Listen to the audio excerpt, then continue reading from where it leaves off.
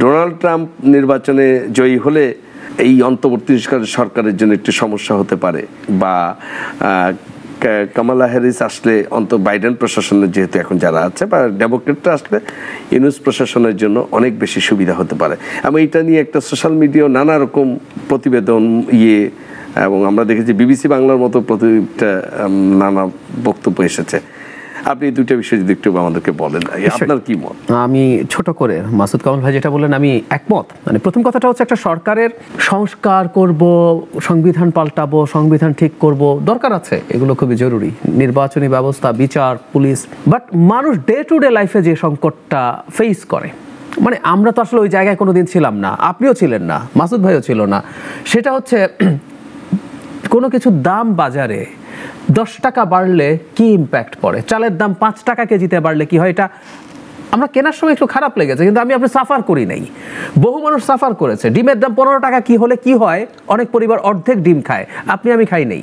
অনেক পরিবার তার সন্তানকে প্রতিদিন একটা ডিম দিত, এখন অল্টারনেট ডেতে দেয়। আমি ব্যক্তিগতভাবে গরিব মানুষ না, নিম্ন মধ্যবিত্ত মানুষকে চিনি যারা এই কাজটা করেছেন। সো তার বাস্তবতার জায়গায় দাঁড়িয়ে কিন্তু দেখতে হবে। আপনি যখন দেখছেন আপনার সার্ভিস ডেলিভার্ড হচ্ছে না, আপনি আসলে দিনের শেষে এই সংস্কার করব, দেশটাকে নতুন সংবিধান লিখে সেকেন্ড রিপাবলিক করে ফেলবো, এই করবো, তারপর অতঃপর আমরা সুখে শান্তিতে বসবাস করিতে লাগিব, এগুলো আসলে আলটিমেটলি মানুষ বাই করবে না। এটা খুব স্বাভাবিক। এই সার্ভিস ডেলিভারি সরকারকে করার জন্য কেয়ারফুল হতে হবে, এবং যখন খুব স্বাভাবিকভাবে এটা যখন কমবে তখন বিএনপি জোর গলায় চাইবে, এবং ইভেন ভালো হলেও বিএনপি চাইবে তার কাজ ক্ষমতায় যাওয়া। সে 17 বছর ক্ষমতায় যায় নাই, তার নির্বাচন হলে যেহেতু ক্ষমতায় যেতে পারে, তাই তার স্বার্থ হচ্ছে ক্ষমতায় যাওয়ার জন্য সে করবে। ইভেন আমি বলতে প্রস্তুত এটাও, যারা সংস্কার করে নির্বাচন হবে তারাও যে মনে প্রাণে সংস্কার চাইছে তা না, তারা মনে করছে দেরি হলে তাদের সুবিধা হবে। কিন্তু আমরা ওভাবে তো পোর্ট্রে করি না, আমরা সামনে এইভাবে ন্যারেটিভগুলো আনি।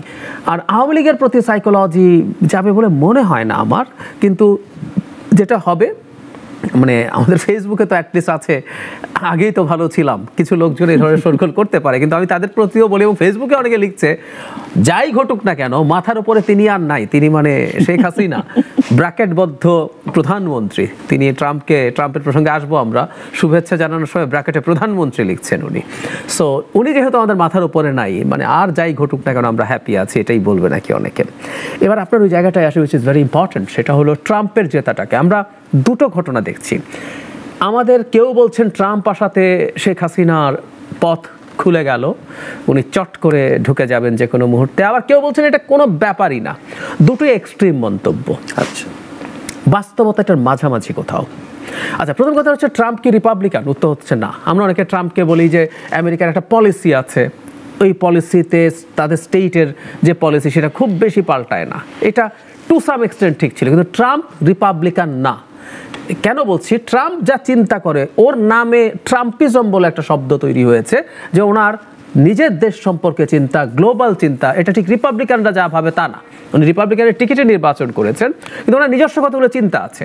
ইভেন ওনার যে ভাইস প্রেসিডেন্ট ছিলেন গতবার পেন্স যদি এবার নির্বাচনে দাঁড়াতেন, উনি প্ল্যান ছিল, পারেননি, উনি কিন্তু রিপাবলিকান প্রেসিডেন্ট বলতে যা বুঝি, জর্জ বুশ যা ছিলেন সেরকম কিছু হতেন। সো ট্রাম্পের কিন্তু একটা বিশেষ ধরন আছে। বাংলাদেশের জন্য ঝুঁকি বোঝার জন্য একটু পেছনে যায়। উনি আগের বার যখন প্রেসিডেন্ট ছিলেন ঠিক একই পলিসি এখনো আছে, ফলে ট্রাম্প কি করবেন এটা অঙ্ক করার দরকার নেই, ওটা আমরা দেখেছি। উনি ঘোষণা করেছিলেন গত নির্বাচনে জেতার সময় যে তিনি আমেরিকা ফার্স্ট, এবং আমেরিকা পৃথিবীর গ্লোবাল হেজিমনিটা নিয়ে আমি এত মাথা ঘামাই না, আমি আমেরিকার ওপরেই সব ফোকাস করব, এবং উনি করে দেখিয়েছিলেন। যেমন ধরুন প্যারিস জলবায়ু চুক্তি থেকে উনি বেরিয়ে গিয়েছিলেন, উনি ওয়ার্ল্ড হেলথ অর্গানাইজেশন থেকে বেরিয়ে গেছেন, ইউনেস্কো থেকে বেরিয়েছেন, নেটো ভেঙে দিতে চেয়েছেন, তার আগে মানে বেরিয়ে গেছেন, যেগুলো ইরানের সাথে একটা পরমাণু চুক্তি ছিল বেরিয়ে গেছেন, ট্রান্স প্যাসিফিক পার্টনারশিপ টিপিপি চুক্তি ছিল সাউথ এশিয়ার কিছু দেশের সাথে, বেরিয়ে গেছেন। উনি নেটো থেকে বেরিয়ে যাবেন, হুমকি দিয়েছেন তোমরা যদি টাকা না বাড়াও তাহলে আমি চলে যাব। এবার হয়তো যাবেনও, ইউরোপ কিন্তু খুব টেনশনে আছে। সো আমেরিকার গ্লোবাল হেজিমনির যে জায়গা, সেটা থেকে তিনি এবার বাকিটা সরিয়ে ফেলবেন আমেরিকাকে, এবং আমরা নিশ্চিত থাকতে পারি চায়না লেড যে ওয়ার্ল্ড অর্ডার, সেই ওয়ার্ল্ড অর্ডার, আমি একটু যোগ করে রাখি, জাতিসংঘের যে বিশেষায়িত সংস্থাগুলো আছে 20টা, এর মধ্যে ট্রাম্পের প্রথম মেয়াদে আমেরিকান চিফের সংখ্যা 20টার মধ্যে 2টোই নেমে এসেছিল, আর ফাঁকা জায়গাগুলো চায়না দখল করছে। তখন চায়না 5টা চিফের জায়গা দখল করেছে। ফলে এই যে প্রেক্ষাপট, এটা আমাদের জন্য প্রবলেম্যাটিক, কারণ বাংলাদেশের ভেতরে কোথায় কি হলো, বাংলাদেশে অন্য কে কি করলো, ও মাথা ঘামাবে না।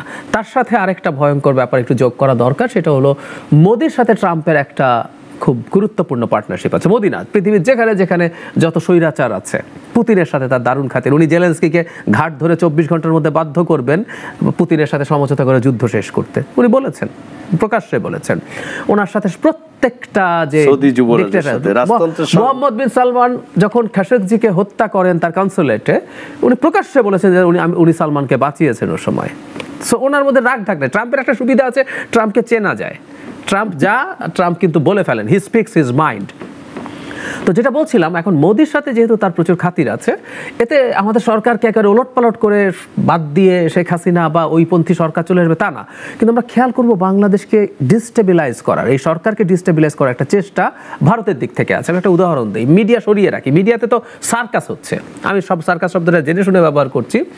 রিপাবলিক বাংলা বলে একটা টিভি, এটা একেবারে মেইন স্ট্রিম একটা টিভি, তারা বলছে গতকাল ডক্টর ইউনূস নাকি প্যারিসে পালিয়ে গেছেন, মানে আসার সাথে সাথে নাকি প্যারিসে পালিয়ে গেছেন, এসব নিউজ তারা করছে। কিন্তু আমরা সরিয়ে রাখি ভারতের যে রাষ্ট্রীয় অবস্থান। এই দুর্গাপূজার সময় তাদের ফরেন মিনিস্ট্রি, ওরা মিনিস্ট্রি অফ এক্সটার্নাল অ্যাফেয়ার্স বলে, দুটো ঘটনাকে নিয়ে একটা স্টেটমেন্ট দিয়েছে। একটা হচ্ছে পুরনো ঢাকায় পেট্রোল বোমা মারা হয়েছে, আর একটা হচ্ছে সাতক্ষীরায় সম্ভবত একজন প্রতিমার একটা মুকুট চুরি হয়েছে, যে মুকুটটা আসলে নরেন্দ্র মোদী গিফট করেছিলেন। পুরনো ঢাকায় যে পেট্রোল বোমা থ্রো করার কথা বলা হয়, বোতলটা যে ফাটে নাই, ভাঙে নাই, ওই ইনট্যাক্ট বোতল, একটা বোতল, হ্যাঁ হতে পারে ওটা পেট্রোল বোমা, ওই বোতলটা ভাঙেও নাই, পেট্রোল ছড়ায় নেই। কিন্তু আপনি এগুলোকে উল্লেখ করে রাষ্ট্রীয়ভাবে স্টেটমেন্ট দিচ্ছেন যে আমাদের এখানে ম্যাসিভ সমস্যা হচ্ছে পুজোতে। তারা স্ট্রংলি কন্ডেম করেছে এটাকে। অথচ এবারকার পূজার মতো শান্তিপূর্ণ পূজা শেখ হাসিনার সময় হয়নি। আমরা মানি যে বাংলাদেশে একটা ঘটনাও ঘটা উচিত না, একটা প্রতিমাও ভাঙা উচিত না, কিন্তু এবার অনেক ভালো হয়েছে। সো ভারত সরকারিভাবেই এই সরকারকে পছন্দ করছে না, কারণ শেখ হাসিনা তাদেরকে যে কমফোর্ট দিয়েছে, আপনি স্লেভের মতো চালাতে পারেন, যা বলেন তাই করে। সো ডক্টর ইউনূস তা করছেন না, তিনি মাথা তুলে দাঁড়িয়ে একটা সার্বভৌম রাষ্ট্রের যে সরকার প্রধান তার মতো আচরণ করছেন, ওটা তাদের ভালো লাগছে না। সো তারা বেশ কিছু জায়গায় নানা রকম পদক্ষেপ নেওয়ার চেষ্টা করতে পারে। সামনের দিনগুলোতে ট্রাম্প মোদিকে এই ধরনের একটা ব্ল্যাঙ্ক চেক দেয়া, ফলে আমাদের কেওসের সম্ভাবনা বাড়তে পারে বলে আমি মনে করি। সো সরকারের জন্য কিছু নতুন চ্যালেঞ্জ অবশ্যই তৈরি হবে, এবং সরকারও আমি আশা করি এই ব্যাপারগুলোতে কেয়ারফুল আছেন, এবং ডক্টর ইউনূসের মতো অত্যন্ত বিখ্যাত একজন পার্সোনালিটি, আমেরিকার আরও বিভিন্ন জায়গা আছে, উই হোপ যে উনি এটা কাউন্টার করতে পারবেন। তো এটাই বললাম, মাঝামাঝি কিছুই হবে না এটাও ভুল, অনেক কিছু হবে এটাও ভুল, মাঝামাঝি কিছু একটা।